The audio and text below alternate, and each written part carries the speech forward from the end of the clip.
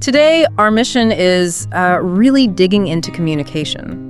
What makes an idea stick? I mean, really stick, so it's understood, remembered, and actually changes how people think or act. Yeah, we're looking for the secrets, you could say, behind truly infectious truth. And right away, we hit this kind of paradox, don't we? The stickiness paradox. Exactly. Yeah. You look around, online or just in conversations, and these totally sensational, often false ideas, they just explode effortlessly. Like wildfire.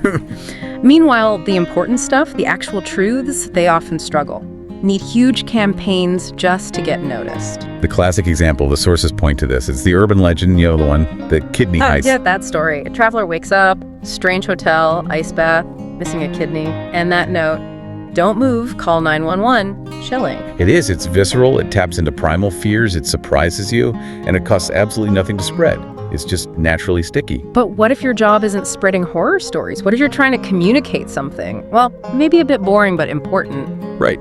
Like Art Silverman at the Center for Science of the Public Interest, CSPI. He had this exact problem. He had a bombshell truth to share. About movie popcorn, of all things. Not just, oh, it's a bit unhealthy. No, this was different. It was a nutritional disaster. That standard tub cooked in coconut oil, it was off the charts, bad. But, how do you make that sticky? No kidnappings, no ice baths. Just saturated fat content. Probably one of the least gripping topics ever. Yet, somehow, they did it. They got this message out so effectively it actually forced changes in the industry. People changed what they bought. So the challenge was making this everyday, kind of dry truth stick like an urban legend. And they pulled it off.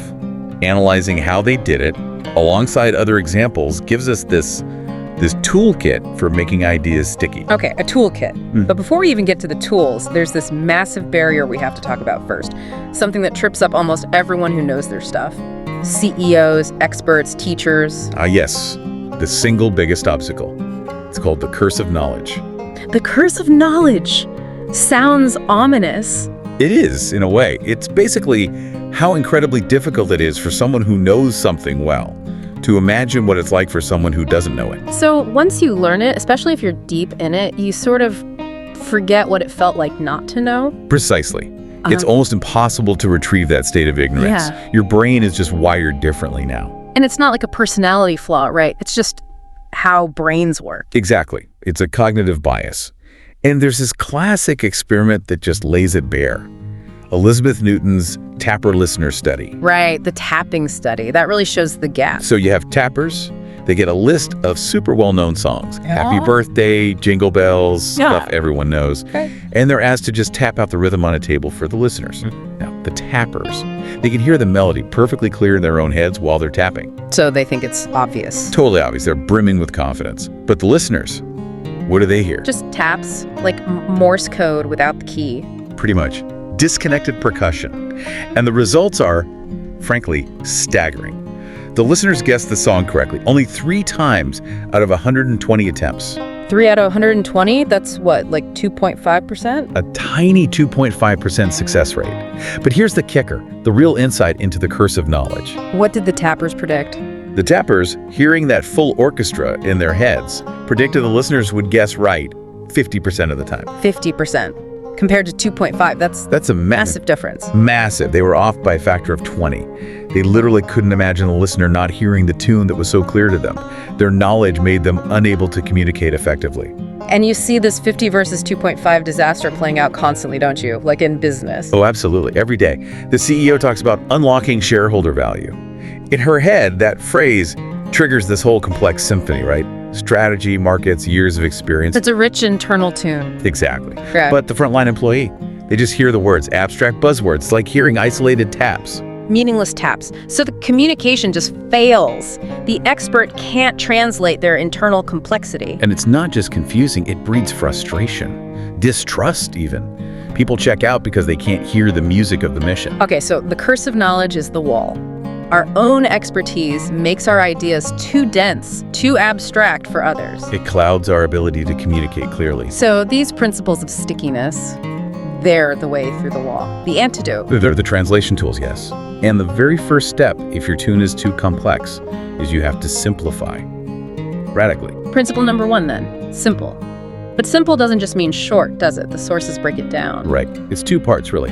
Yeah. Finding the absolute core of the idea and then expressing it in a compact way. Finding the core, that sounds like prioritizing. Ruthless prioritization. Huh. You have to strip away all the interesting side points, the nuances, the nice-to-haves, even if they feel important. Let the single most critical message shine through. That must be hard for experts. They want to share all the detail. It's incredibly painful. It feels like you're dumbing it down or being incomplete. But those details often just bury the main point in noise. Okay, so cut to the core. But how do you make that core message land? That's the compact part. Exactly. Think about Proverbs. Cervantes called them short sentences drawn from long experience. Like a bird in the hand is worth two in the bush. Perfect example. That's not a simple concept, is it? It packs in loads of wisdom about risk, value, probability, generations of experience. But the expression is incredibly compact and memorable. Yes. It distills complex insight into something potent and sticky. It's not dumbing down, it's distilling down. And a key way to do that, to make it compact and understood quickly, is using schemas, what the audience already knows. Precisely. Schemas are like mental shortcuts, pre-existing frameworks in our heads. If you can tap into one, you can pour a ton of meaning into something new instantly. Like those Hollywood high-concept pitches. Hollywood are masters at this. You don't pitch the whole plot of Speed, you say. Die Hard on a bus. Boom. 4 words. You instantly get the genre, the scale, the likely protagonist, the action level. It leverages the existing Die Hard schema. It bypasses all the tapping. The listener immediately hears the tune because you've used something they already know. Powerful stuff. But okay, even with a simple core message, you first need to get people to listen. In an overloaded world, how do you grab attention? Which brings us to principle 2. Unexpected, you have to break patterns. Yeah, our brains are basically prediction machines, right? Constantly guessing what's next. When we guess right, we mostly ignore it. But when something violates our expectations, something counterintuitive happens. Snap. Attention focuses. Surprise is an emotion literally designed to make us stop, pay attention, and figure out what just happened. It boosts alertness. And the CSPI popcorn campaign, that was pure unexpectedness, wasn't it? Absolute textbook. The public schema, their expectation was popcorn is fluffy, maybe salty, but basically a harmless snack. A light movie treat. CSPI shattered that. They didn't just list fat grams, which would be expected and ignored.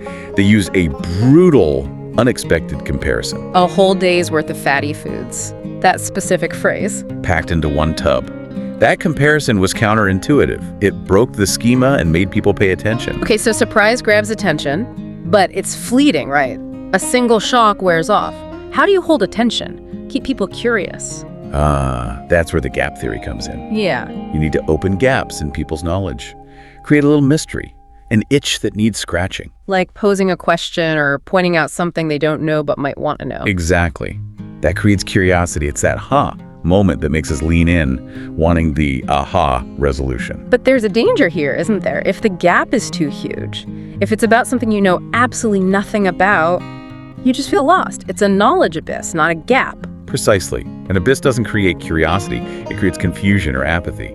You need to bridge it somehow. And Rune Arledge, the TV sports guy, he figured this out for college football. He was brilliant at this. Before him, watching college football, if you didn't know the teams or players, total abyss, meaningless action. So what did he do? He used his toolkit. He didn't just show the game. He showed the marching bands, the cheerleaders, the campus shots, the coach's backstory, the historical rivalry.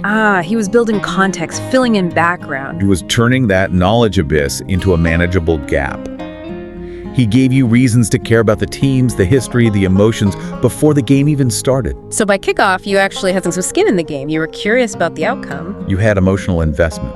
He made it personal, transforming passive viewing into active curiosity. But it's crucial that the unexpectedness, the surprise, is tied to the core message, right? Otherwise, It's just clickbait, a cheap gimmick. Has to be. Gimmicks get attention, but don't build understanding or memory of the core idea.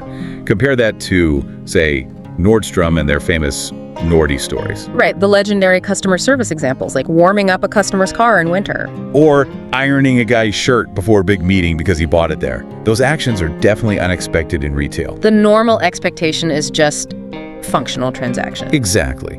But these surprises aren't random gimmicks. They perfectly reinforce Nordstrom's core message: world-class customer service. The unexpected action serves the simple core idea. It makes it tangible. Okay, so simple core message: unexpected delivery to get and hold attention. What's next to make it truly stick in memory?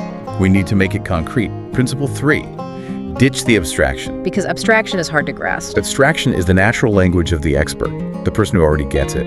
They can manipulate abstract concepts easily.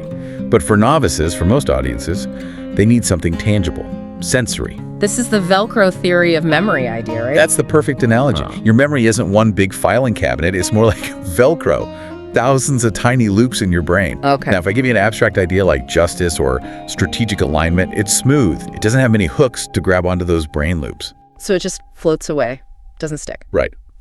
But if I mention something concrete, the specific sight, smell, feel, taste of a cold, juicy watermelon on a hot day, suddenly you have hundreds of sensory hooks engaging. The concrete details act like the hook side of the Velcro, snagging onto the brain's loops. Exactly. It makes the memory dramatically stickier. Concrete language is really just shorthand for sensory experience. And the Nature Conservancy used this, moving away from abstract numbers. They did. They realized talking about saving, millions of acres was too abstract. Nobody could visualize it or feel connected to it. It didn't raise much money or excitement. So what did they change? They stopped using the huge, vague numbers. Instead, they started defining and naming specific, tangible landscapes, like the Mount Hamilton Wilderness. Giving it an identity, making it a specific place. Yes. Suddenly, it wasn't an abstract conservation goal. It was that particular mountain range, that forest you could picture. People could connect to it, donate to protect it. It became concrete. It turned an abstract number into something real.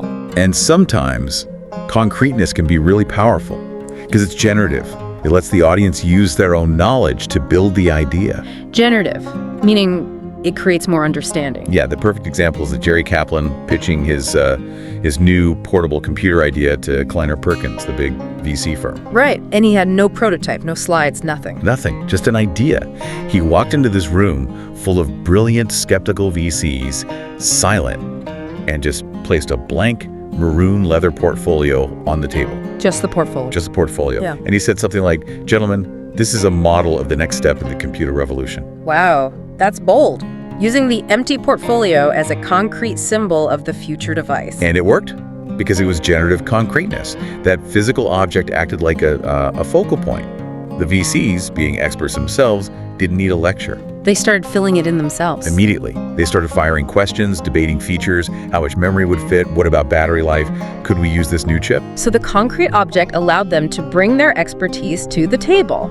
They essentially helped invent the product right there by interacting with that concrete symbol. Kaplan didn't have to overcome their expertise, he leveraged it. That portfolio became a shared space for their knowledge. It was the ultimate antidote to the curse of knowledge in that context. Amazing. So, simple, unexpected, concrete. Those are the keys. Making sure the message is core and compact, grabs attention by breaking patterns, and uses tangible details to lock into memory. And the goal of all this, remember, isn't just understanding, it's impact.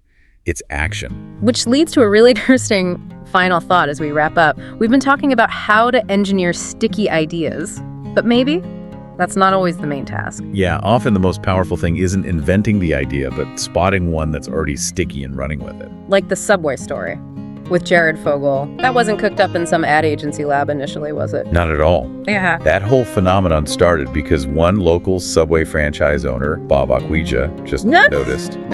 He noticed this college kid, Jared, coming in regularly and losing an incredible amount of weight just eating their sandwiches. It was a compelling human story unfolding right there. A real-life example. Yeah. Simple, definitely unexpected for a fast food diet, and very concrete results. Exactly. The story was already inherently sticky. Aquiecha didn't invent it. He recognized its power and championed it, pushed it up the chain. So sometimes the skill isn't creation, it's curation. Yeah. Spotting the sticky ideas already out there. It's a crucial skill. It reminds us to keep our eyes open. Okay, so a final thought then for you, the listener, to chew on. What sticky idea might already be happening right around you? In your work, maybe your community, maybe even just in your own life. What stories out there, simple, maybe unexpected, definitely concrete, that just needs someone like you to spot it and give it a platform? Go find that story.